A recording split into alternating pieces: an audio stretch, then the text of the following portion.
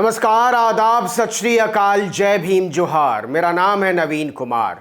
आप सब जानते हैं कि रूस ने यूक्रेन के खिलाफ जंग छेड़ दी है।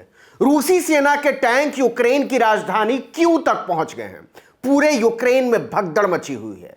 लोग जान बचाने के लिए भाग रहे हैं। भारत के भी लगभग 20,000 छात्र वहां फंसे हुए हैं। कीव से लगातार बम धमाकों की खबरें आ रही हैं। रूस का दावा है कि उसने यूक्रेन के 70 सैन्य ठिकानों को बर्बाद कर दिया है। इसमें 11 हवाई अड्डे भी हैं। रूसी राष्ट्रपति पुतिन ने नाटो को धमकी दी है कि अगर उसने यूक्रेन का साथ दिया तो उसे भी इसके नतीजे भुगतने को तैयार रहना चाहिए। ऐसे में सवाल यह है कि पुतिन ने आखिर यूक्रेन पर हमला क्यों किया। यह केवल क्रीमिया पर कब्जेदारी का मामला नहीं है। यह दुनिया पर वर्चस्व की लड़ाई में अपने आप को अमेरिका के सामने बनाए रखने की जंग है। और इस जंग का पहला मकसद है नाटो को मॉस्को से 1600 किलोमीटर दूर रखने की कोशिश। चलिए इसको समझते हैं। हम सब जानते हैं कि 1991 में सोवियत संघ के बिखरने के बाद यूक्रेन एक देश के तौर पर अस्तित्व में आया। शुरू से ही रूस यूक्रेन को अपने पाले में करने की कोशिशें करता आया है और यूक्रेन खुद को रूसी प्रभुत्व से बचाए रखने की कोशिश में पश्चिमी देशों की ओर बढ़ता रहा। आप कह सकते हैं कि इसके लिए वो पूरी तरह से अमेरिका पर निर्भर था इसलिए कि यूक्रेन को सबसे मुश्किल वक्त में अमेरिका ने अकेला छोड़ दिया है। लेकिन दिसंबर 2021 में यूक्रेन ने खुलेआम अमेरिकी दबदबे वाले दुनिया के सबसे ताकतवर सैन्य संगठन नाटो यानी नॉर्थ अटलांटिक ट्रीटी ऑर्गेनाइजेशन में शामिल होने की इच्छा जाहिर की थी। यूक्रेन की यह कोशिश रूस को नागवार गुजरी। वो तमतमा उठा और उसने यूक्रेन को रोकने के लिए सीमा पर लाखों की फौज तैनात कर दी। लेकिन यूक्रेन के नाटो में शामिल होने से रूस को खतरा या नुकसान क्या है, बताते हैं।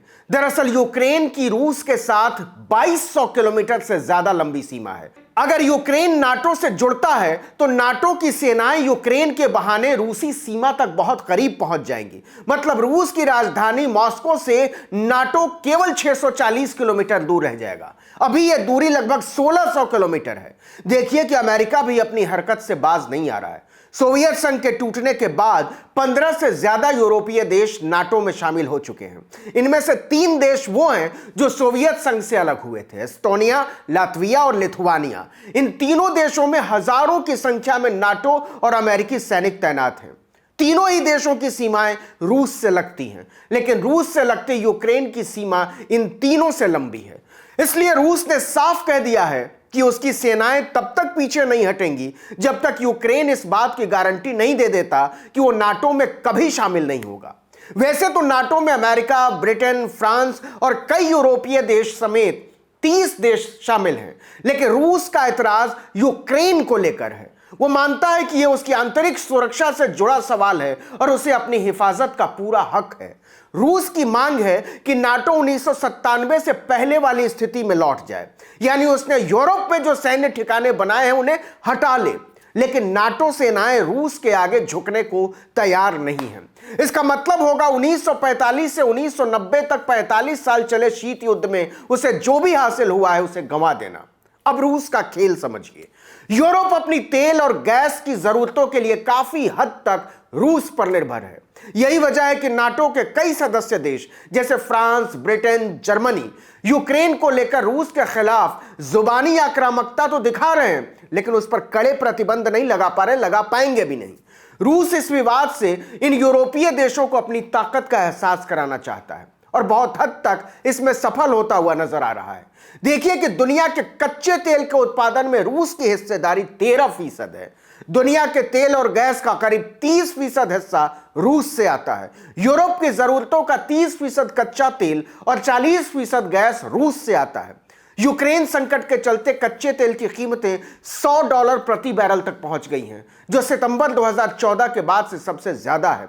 और युद्ध लंबा खिंचा तो यह और ऊपर जाएगा। मतलब दुनिया में डीजल, पेट्रोल की कीमतों से महंगाई बढ़ेगी और रूस की कमाई बढ़ेगी, क्योंकि रूस की जीडीपी में 60% योगदान तेल और गैस का है। अगर आपको याद हो तो 2021 के नवंबर दिसंबर में यूक्रेन संकट बढ़ने पर रूस ने यूरोप को गैस सप्लाई में कटौती कर दी थी। इससे यूरोपीय देशों में बिजली की कीमत 5 गुना तक बढ़ गई थी। इस निर्भरता को ऐसे समझिए कि जर्मनी को अपनी जरूरत की गैस का 65%, इटली को 43%, फ्रांस को 16% रूस से मिलता है। ये सारे देश नाटो का हिस्सा हैं। नाटो के कुछ दूसरे देश जैसे चेक रिपब्लिक, हंगरी, पोलैंड, स्लोवाकिया, ये सब अपनी गैस की कुल जरूरतों के 50% के लिए रूस पर निर्भर हैं। इसलिए अगर यूरोपीय देश रूस पर कड़े आर्थिक प्रतिबंध लगाते हैं तो बदले में रूस यूरोपीय देशों को गैस की सप्लाई ठप कर सकता है। ऐसा करने पर यूरोप में ऊर्जा संकट पैदा हो सकता है, जिससे वहां तेल और गैस की कीमतें आसमान छूने लगेंगी। अब देखिए कि यूक्रेन पर हमले के बाद जर्मनी समुद्र के अंदर बिछाई गई 1222 किलोमीटर लंबी गैस पाइपलाइन को बंद करने की धमकी दे रहा है। रूस जानता है कि यह गीदड़ भभकी है, क्योंकि ऐसा करने पर जर्मनी ही नहीं आधे यूरोप में अंधेरा छा जाएगा। अब जरा इससे आगे की राजनीति को भी समझिए। व्लादिमीर पुतिन कई बार यह कह चुके हैं कि सोवियत संघ का विघटन ऐतिहासिक भूल थी। वह रूस के सोवियत संघ वाले दिन को लौटाना चाहते हैं। मतलब 1991 में सोवियत संघ के टूटने के बाद जो 15 नए देश बने थे, उन पर रूसी नेतृत्व को स्थापित करना। देखिए कि प्रधानमंत्री बनते ही पुतिन ने 2008 में सोवियत संघ का हिस्सा रहे जॉर्जिया के खिलाफ युद्ध छेड़ दिया था। उसके 2 इलाकों साउथ ओसेशिया और अखबाज को स्वतंत्र देश घोषित करते हुए वहां रूसी सेनाएं तैनात कर दी। जैसा भी यूक्रेन के 2 हिस्सों डोनेट्स्क और लुहांस्क को स्वतंत्र देश घोषित किया है।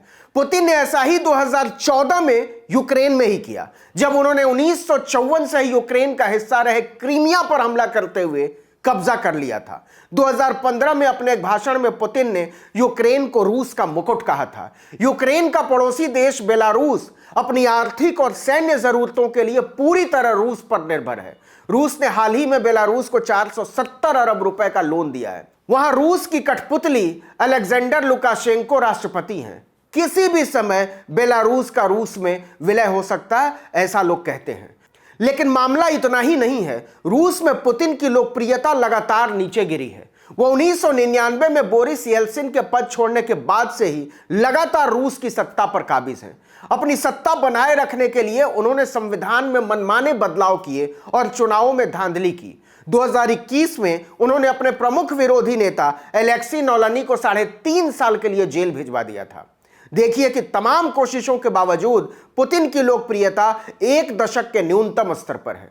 क्रीमिया पर हमले और उस पर कब्जे के बाद 2015 में पुतिन की लोकप्रियता सबसे ऊपर पहुंची थी। अब पूरे यूक्रेन पर हमले के बहाने वो उस प्रयोग को दोहराना चाहते हैं। इस वीडियो में इतना ही, लेकिन अगर आपने आर्टिकल 19 इंडिया को अब तक सब्सक्राइब नहीं किया है तो फौरन कर लीजिए, बेल आइकॉन दबाइए, घंटी जैसी आकृति, लाइक कीजिए और कमेंट करके बताइए हमारा वीडियो आपको कैसा लगा। YouTube पर देख रहे हैं तो हमारे चैनल को सब्सक्राइब कर लीजिए, Facebook पर देख रहे हैं तो हमारे पेज को लाइक कर लीजिए, Instagram पर हमारे पेज को फॉलो कर सकते हैं। हमारा ट्विटर हैंडल है article19_India, उसे भी आप फॉलो कर सकते हैं। नमस्कार।